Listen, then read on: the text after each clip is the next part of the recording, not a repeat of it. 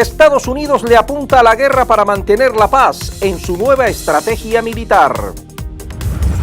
Un terremoto de magnitud 6.9 deja 72 muertos en Filipinas, mientras la cifra de afectados ya supera los 170.000. Venezuela y Rusia aprueban tratado de asociación estratégica y cooperación. Comenzó en Venezuela el debate nacional sobre el impacto de las tareas escolares en casa, un tema que divide opiniones y convoca a toda la sociedad. Selección Vinotinto con nuevo timonel, un viejo conocido regresa a los Mets y Canelo pasará por el quirófano. Y al cierre de esta edición, prepárese para ver una auténtica obra maestra de ingeniería. Un puente que conecta montañas, desafía la gravedad y se alza como el más alto del mundo. Le contamos dónde fue inaugurado.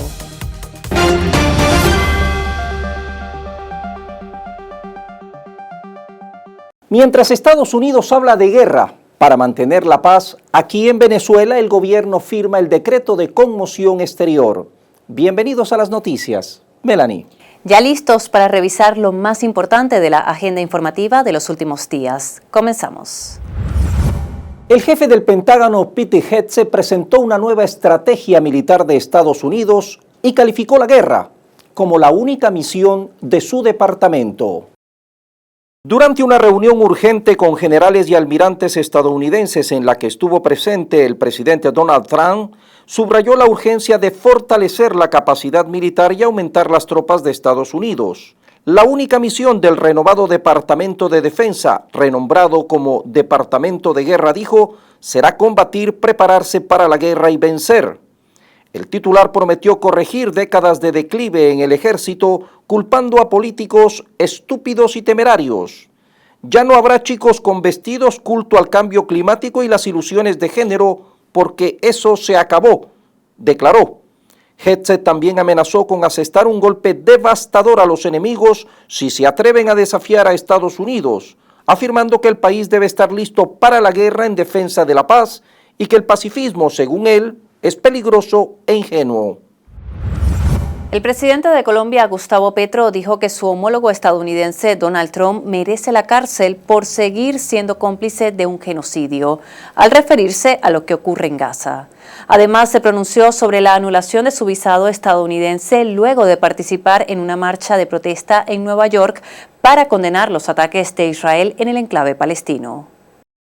No tengo por qué callarme solo porque el criminal de guerra es poderoso.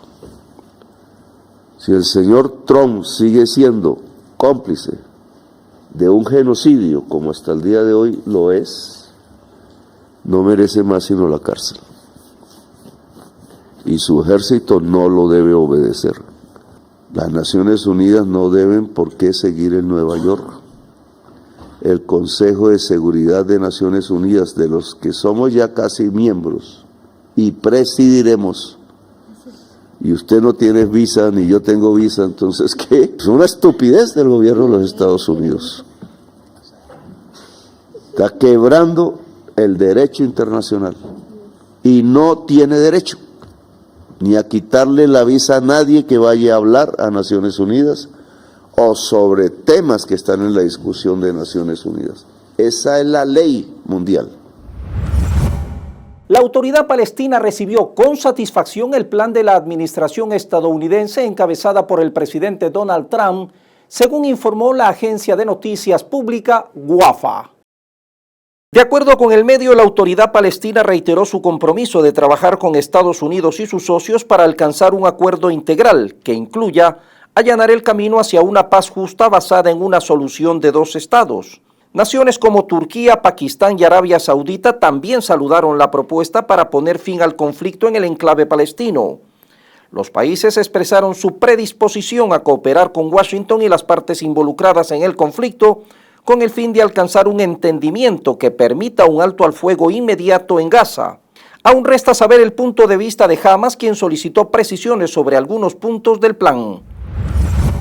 Desde el 7 de octubre de 2023, los ataques de Israel contra la Franja de Gaza han dejado más de 66.000 palestinos muertos. Una cifra que no solo estremece, sino que refleja la magnitud de una tragedia humana que sigue ocurriendo ante los ojos del mundo.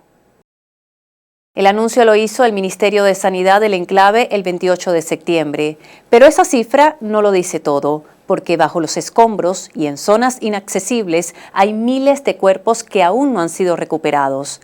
A los muertos por bombardeos y ataques israelíes se suman más de 450 palestinos que han perdido la vida por hambre y desnutrición, víctimas del bloqueo impuesto por Israel, sin olvidar que hay más de 168.000 heridos.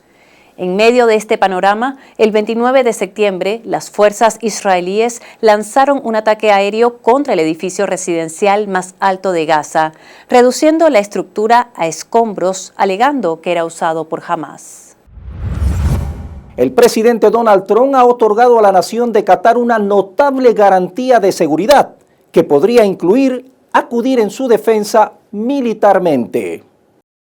En un decreto fechado el miércoles 1 de octubre, Trump declaró que Estados Unidos considerará cualquier ataque al territorio, soberanía o infraestructura crítica de Qatar como una amenaza para la paz y la seguridad de los Estados Unidos. En caso de tal ataque, dijo, Estados Unidos tomará las medidas legales apropiadas, incluyendo diplomáticas, económicas y, si es necesario, militares, para defender los intereses de Estados Unidos y del Estado de Qatar y restaurar la paz y la estabilidad, dice el decreto. En resumen, Trump le está dando a Qatar una garantía de seguridad similar a la de la OTAN. El primer ministro de Israel, Benjamín Netanyahu, se ha disculpado con Qatar por el ataque aéreo sobre Doha el pasado 9 de septiembre, en el que murió un oficial de seguridad qatarí. La disculpa habría ocurrido el 29 de septiembre durante una llamada telefónica conjunta desde la Casa Blanca, donde Netanyahu fue recibido por el presidente estadounidense Donald Trump, quien propuso la iniciativa que era una condición para que Doha reanudara la mediación. Según reseñan agencias internacionales, la conversación se llevó a cabo con la participación de los tres líderes. Netanyahu no se disculpó por atacar a Hamás, sino por haber violado la soberanía qatarí al ejecutar la operación, asegurando que este tipo de acciones no volverán a repetirse. El gobierno de Qatar aceptó las garantías y emitió un comunicado reafirmando su soberanía y la disposición de seguir como mediador para poner fin al conflicto palestino-israelí. El ataque del 9 de septiembre iba dirigido a líderes de Hamás reunidos en Doha para revisar un plan de alto el fuego en Gaza. 5 dirigentes murieron junto al agente qatarí, generando una gran tensión diplomática.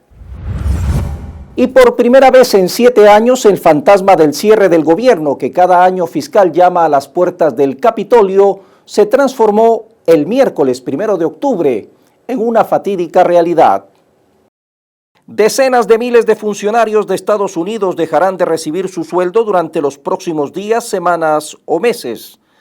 Tras la falta de acuerdo en el Senado, que rechazó los 2 planes presentados por republicanos y demócratas, expiró la financiación de la administración federal, lo que llevará a la mayoría de agencias a reducir operaciones y enviar a sus empleados a casa, salvo aquellos servicios considerados como esenciales, esto es, reparto de correo o el control de tráfico aéreo.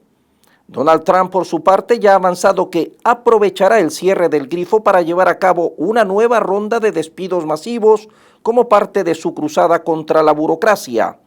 También le servirá al presidente para culpar a los demócratas de la catastrófica situación que llevará al país a una incertidumbre que no se vivía desde el 2018.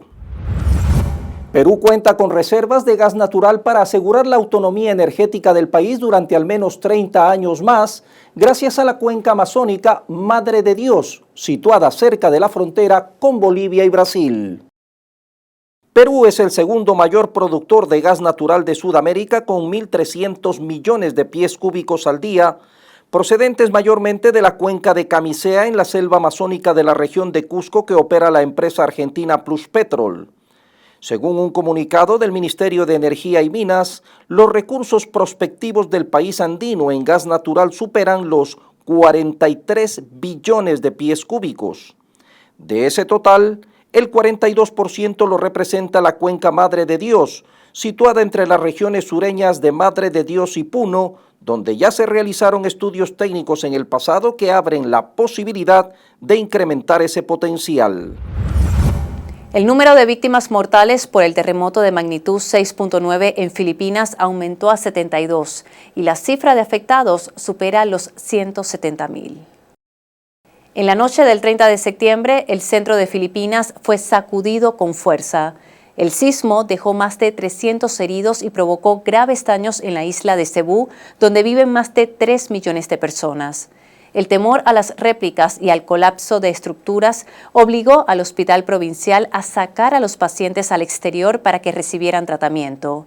Este ha sido el terremoto más fuerte que ha golpeado la región central de Filipinas en años y se cree que aún podría haber personas atrapadas debajo de las estructuras que colapsaron, por lo que la cifra de fallecidos podría aumentar. El temblor se produjo en el llamado Anillo de Fuego del Pacífico, una zona de intensa actividad sísmica, y se prevé que las réplicas se prolonguen durante semanas, incluso meses. Y cada vez hay más mujeres que deciden quitarse los implantes mamarios por varias razones que pueden estar relacionadas con su salud, su bienestar emocional y su situación personal. Con el tiempo, algunas mujeres ya no se sienten identificadas con la talla, forma o sensación de sus senos. El cuerpo cambia con la edad, la maternidad, la pérdida de peso o el uso de anticonceptivos hormonales, y eso puede hacer que los implantes ya no les representen como deseaban. Algunas mujeres experimentan dolor en el pecho, rigidez, hormigueos, contracturas capsulares o cambios en la piel. Aunque no todas las personas presentan complicaciones, estas molestias pueden afectar la calidad de vida y motivar la extracción. Hay quien decide retirarlos por dudas sobre la seguridad a largo plazo de los implantes, especialmente si han pasado muchos años desde la cirugía inicial. Es fundamental asesorarse con un cirujano plástico certificado, revisar antecedentes, riesgos y expectativas y valorar alternativas como la reducción de tamaño o sustitución de implantes. La presidenta de México, Claudia Sheinbaum, anunció que en la reforma electoral que enviará al Congreso a comienzos del próximo año propondrá eliminar el fuero para diputados y senadores.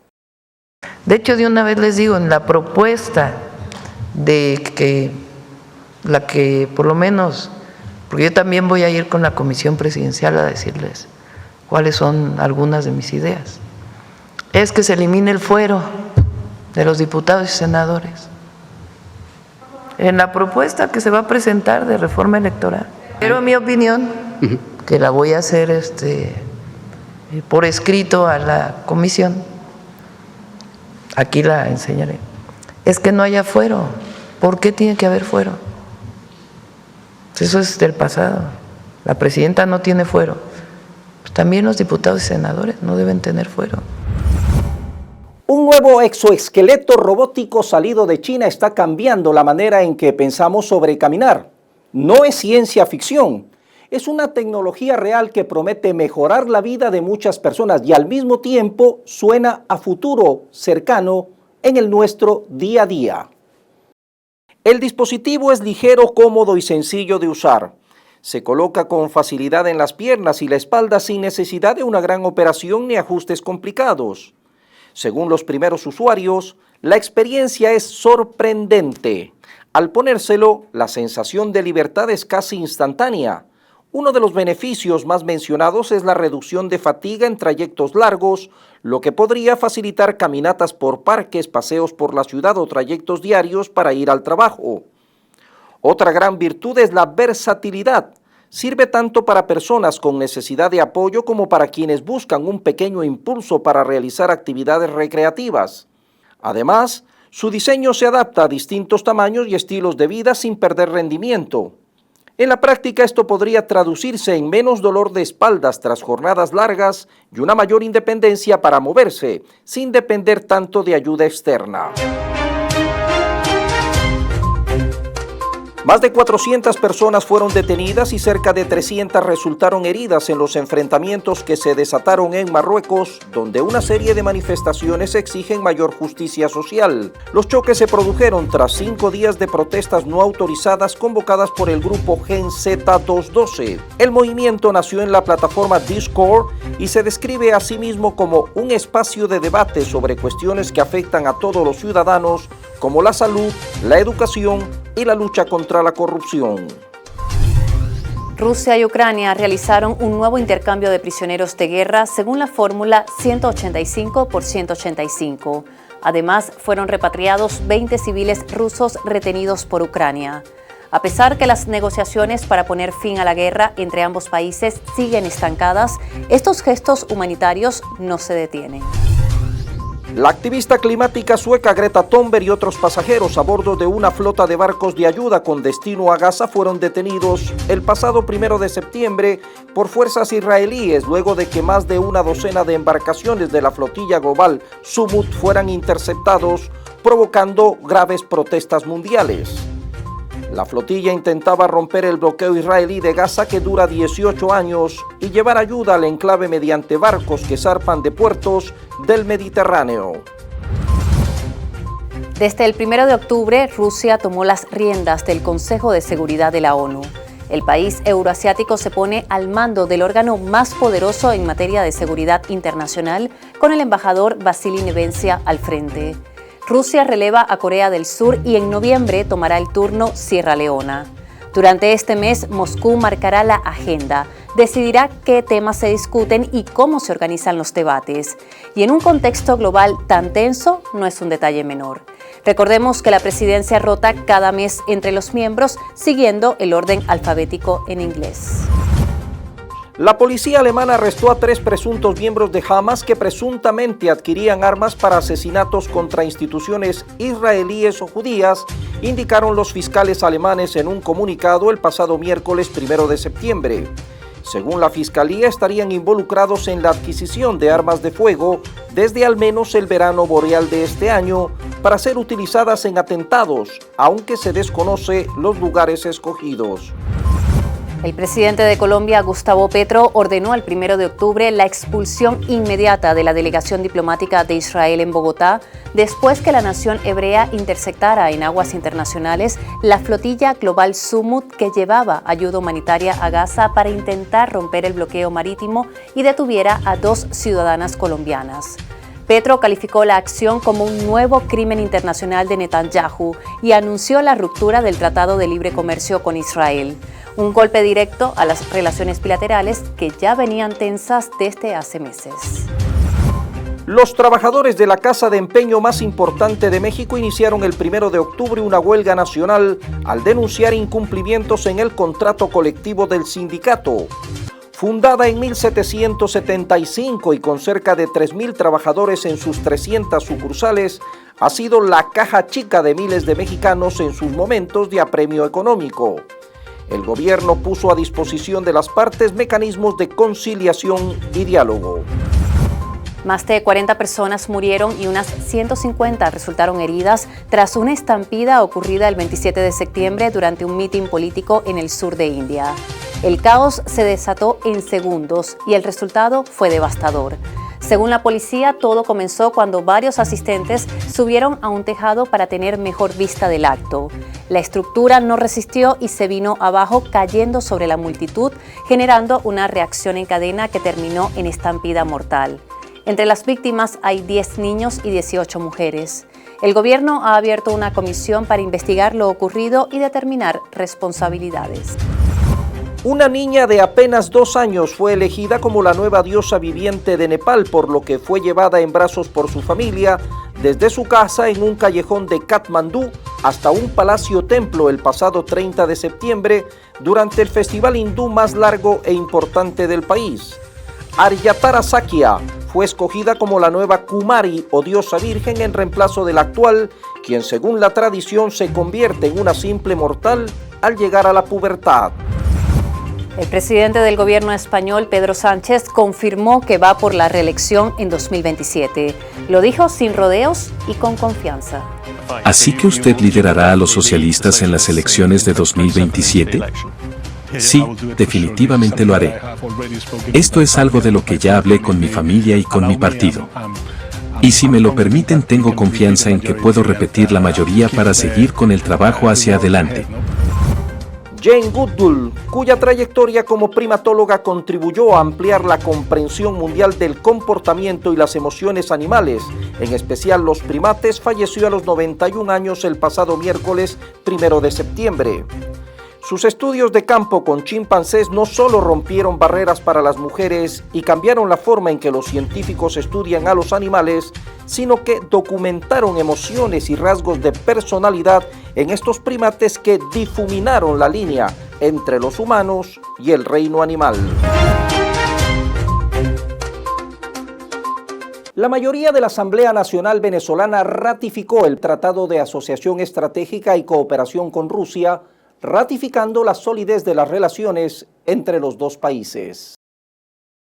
Ambas naciones subrayaron lo importante del mismo en medio de acciones agresivas desde Washington que pretenden presionar a Venezuela sobre pretexto de la lucha contra el narcotráfico. Añadieron que el propósito de reinstalar la doctrina Monroe en el hemisferio occidental es una práctica neoimperial que constituye un eco del pasado y no debe tener cabida en el emergente mundo multipolar. Dejaron en claro que, a diferencia de los Estados Unidos, Rusia no divide a los países entre los suyos y los ajenos, sino que desarrolla las relaciones con todos los socios interesados en ello, independientemente de su afiliación partidaria o del color del gobierno. El presidente Nicolás Maduro firmó el decreto de estado de conmoción exterior, el cual ya inició su proceso de consulta nacional.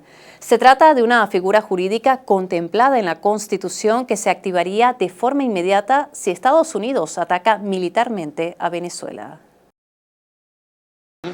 Ya hoy arrancó el proceso de consulta del decreto constitucional de estado de excepción para decretar un estado de conmoción exterior de acuerdo a la Constitución y proteger a nuestro pueblo. Ese mismo día, en horas de la tarde, la vicepresidenta ejecutiva de la República explicaba el alcance del decreto. Este estado de excepción es muy claro en las facultades del presidente para defender la seguridad, la defensa y la paz de Venezuela. Que el presidente como jefe de Estado tenga facultades especiales, tal como lo contempla la Constitución, para movilizar nuestra Fuerza Armada Nacional Bolivariana en todo el territorio nacional, para tomar inmediatamente militarmente la infraestructura de los servicios públicos, de nuestra industria de los hidrocarburos, de las industrias básicas del país, para garantizar el pleno funcionamiento de todo el sistema de servicios públicos. La confirmación pública en un programa de televisión del enviado especial del presidente de Estados Unidos para Venezuela, Richard Grenell, confirmando que existen canales de diálogo abiertos, puso en el debate las relaciones entre los dos países. Mientras Marco Rubio, secretario de Estado, aboga por una política de máxima presión, existe otro sector que apoya el diálogo entre las partes. Y es que bajo la superficie aparentemente monolítica de la política exterior de Estados Unidos hacia Venezuela, se libra también una batalla silenciosa pero feroz entre grupos de poder con visiones antagónicas. En este escenario de tensiones, la opción militar explícita parece haber perdido protagonismo, pero no ha desaparecido del radar, gracias sobre todo a factores de contención apoyados por Tulsi Gabbard, directora de Inteligencia Nacional.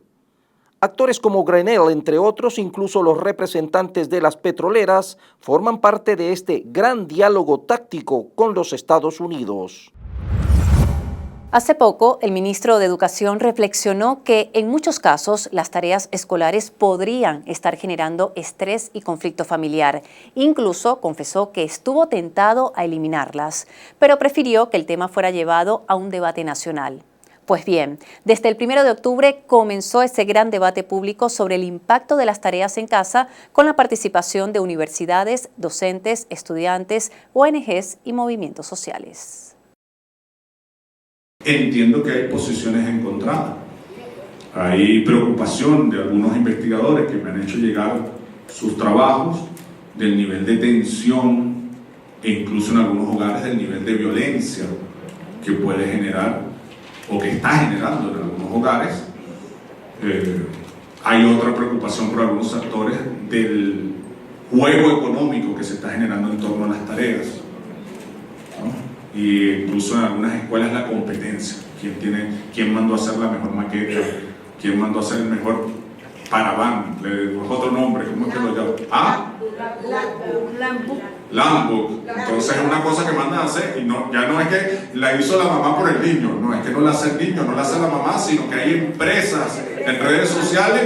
Entonces la mamá que más plata tiene es la que paga el mejor Landbook, ese. Entonces expongo con sinceridad todos los documentos que me han mandado, todas las reflexiones. Seguramente saldrán actos de regulación o actos de reestructuración de regulaciones que ya existen, seguramente saldrán políticas de formación y seguramente saldrán documentos dando recomendaciones.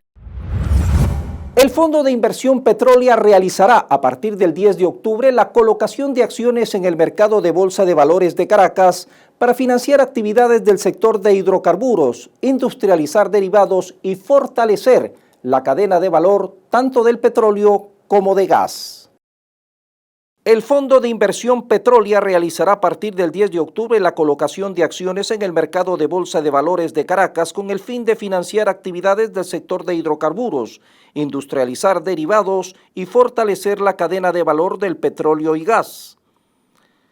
La oferta fue autorizada por la Superintendencia Nacional de Valores SUNAVAL en acciones comunes clases A y B.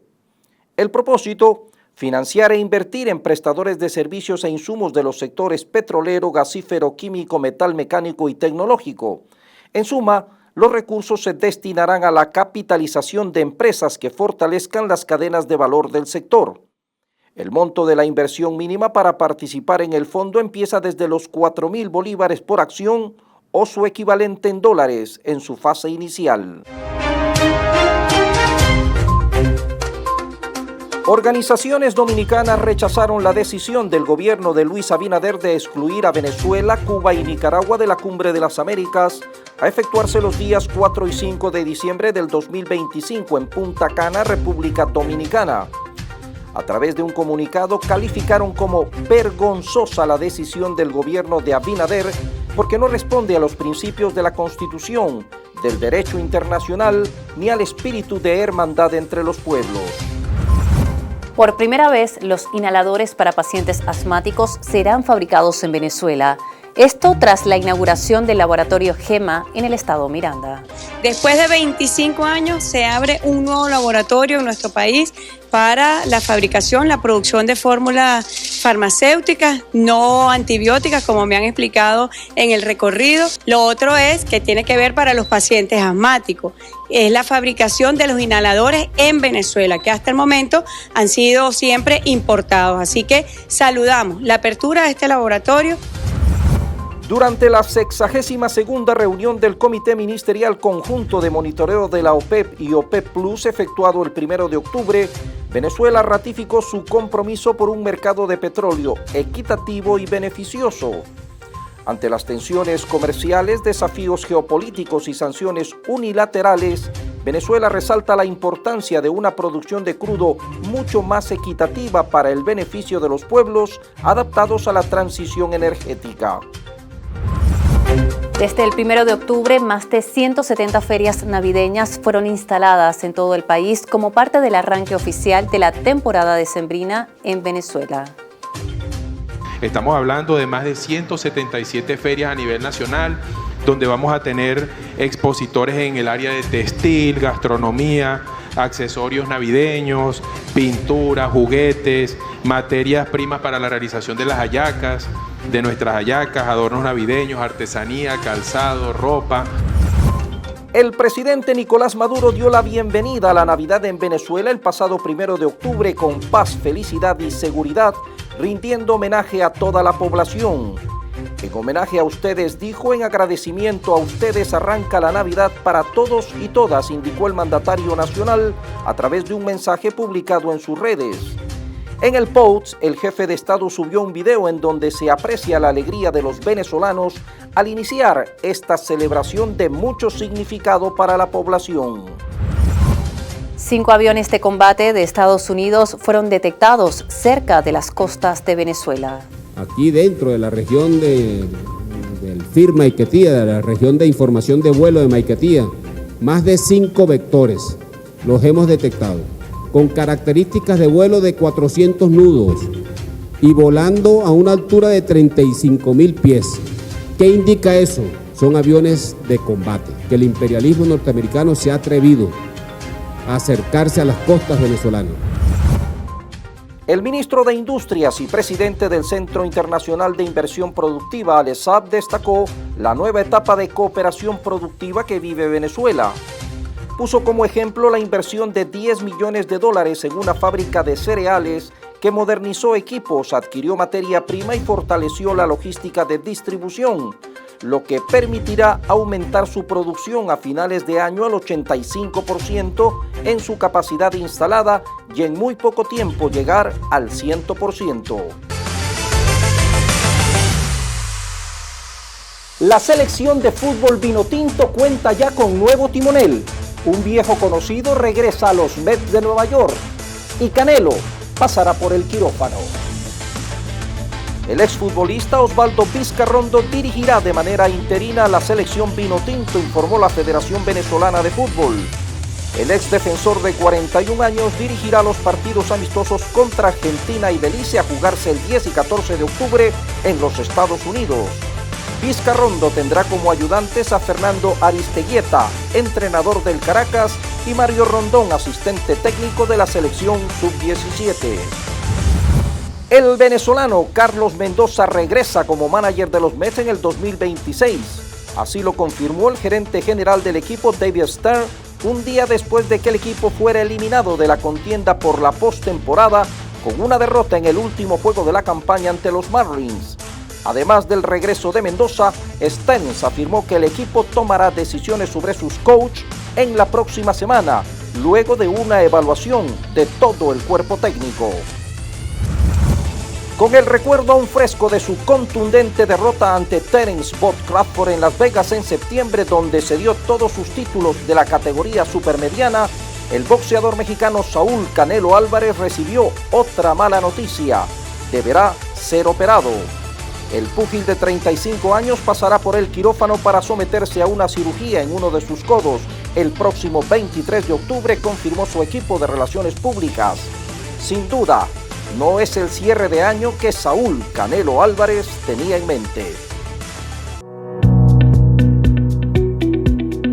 China lo ha vuelto a hacer, y esta vez literalmente por todo lo alto. Acaba de inaugurar el puente más alto del mundo, y no hablamos de una estructura cualquiera, es una obra que parece desafiar la gravedad. El colosal puente del Gran Cañón de Guayán fue inaugurado el 28 de septiembre luego de 3 años de obras titánicas. Esta hazaña de ingeniería tiene casi 3 kilómetros de largo y una altura de vértigo, 625 metros sobre el río Beipán.